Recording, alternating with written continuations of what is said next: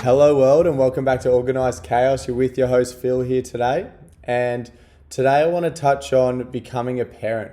Obviously haven't done it yet. Beck hasn't popped. I'm not spoiling anything for you, but I want to touch on what I'm sort of looking forward to, sort of what I'm trying to get my head around a little bit, and I'm trying to get some guidance, I guess, because obviously I've got no idea what I'm getting myself into. I have a little bit of background experience with kids working in childcare, so I've changed some nappies, I've done all the duties before, but I'm also able to hand them back at the end of the day, or hand them back when they start crying. So now, once I have my own, it's going to be a little bit different. I'm responsible. I'll be the person they're giving them back to when they do start crying. So for me, I'm looking forward to it. I cannot wait. We had our baby shower last weekend, which was a huge success at the house after all the renos are done. It was a great weekend, but Beck had this game there where we had to decide, or everyone had to sort of guess the date that he came.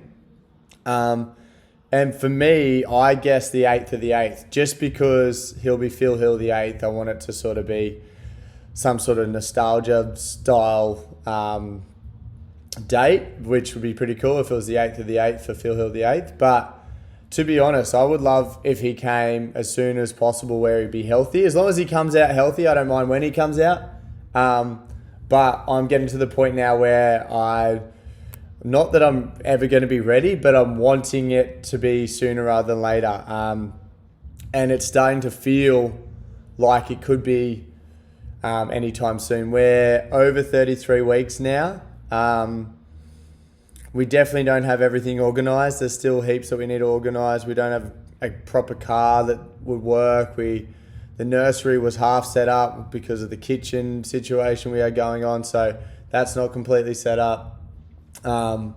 It's still lots of I's to dot and T's to cross, but we're getting closer and closer, and it's starting to feel more and more real, which is very exciting. And it seems that every conversation that I have with anyone sort of ends up being about the baby anyways already. So I think that's something I'm going to get used to for the next however long anyways. But for me, I put up a poll on, well, not a poll, but I asked some questions on social media about like what was the biggest change in your life when you had kids. And a lot of the responses I got back were time related, which was definitely something that I lack at the moment. So I dare say I'm going to lack even more.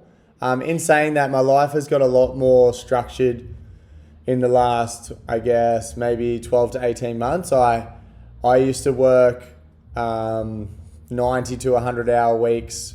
Well, yeah, like close to that on just PTs, and then the back end stuff was more. So they were big weeks, and it was a lot of face-to-face time with people.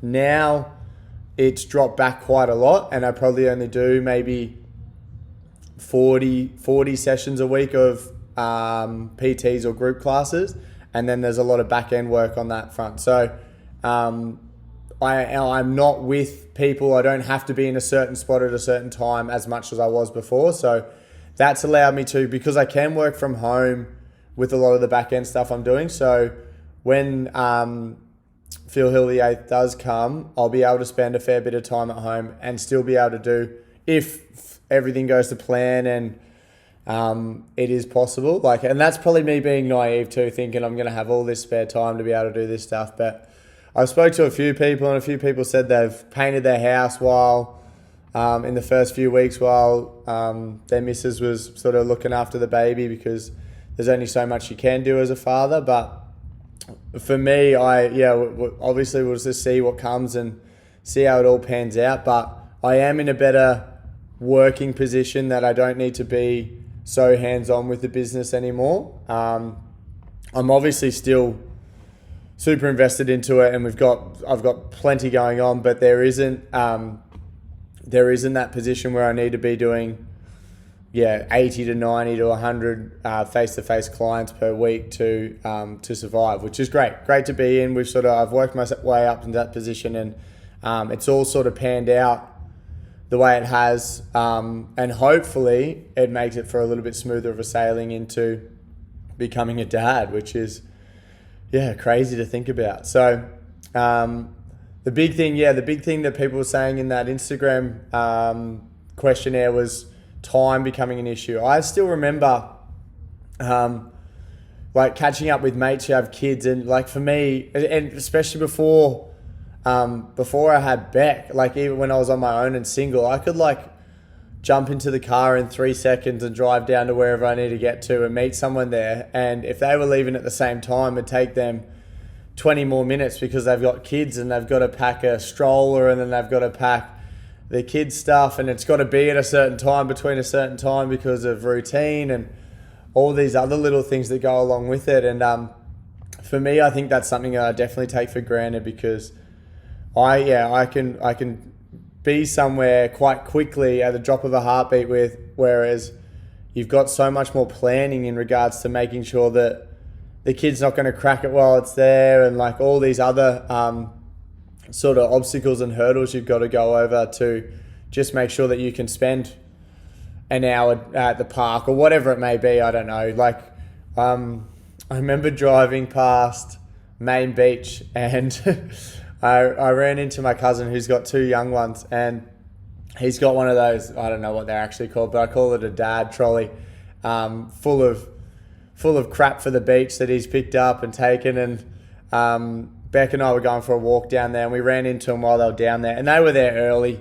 They were there at like 8 o'clock, and we ran into them, and they said, it took us an hour and a half to get organised. The kids have cracked it already. And they've been there half an hour, and then they were pretty much packing up and leaving by the time we'd walk down to the beach. So all this planning, all this organising, all this executing to get down to the beach for the kids to crack it and not want to do it sounds great. Look, it sounds like something I can't wait for. But I think with kids, you've got no idea how they're going to react to certain situations. You've got no idea how much they're going to enjoy something, or one week they enjoy it, the next week they don't. So I guess you've just got to take the highs with the lows, and anytime there is a high, just try and double down on it as much as you can, or for as long as you can. But I guess for me, I'm just going to try, now that this is podcast 10, I would love to get a couple of dads on here to try and get some sort of inside information. I have plenty of friends who have just had kids, or a couple of kids deep, and I've sort of reached out to a few of them and asked a few questions. And then same with clients and same with members at the gym here.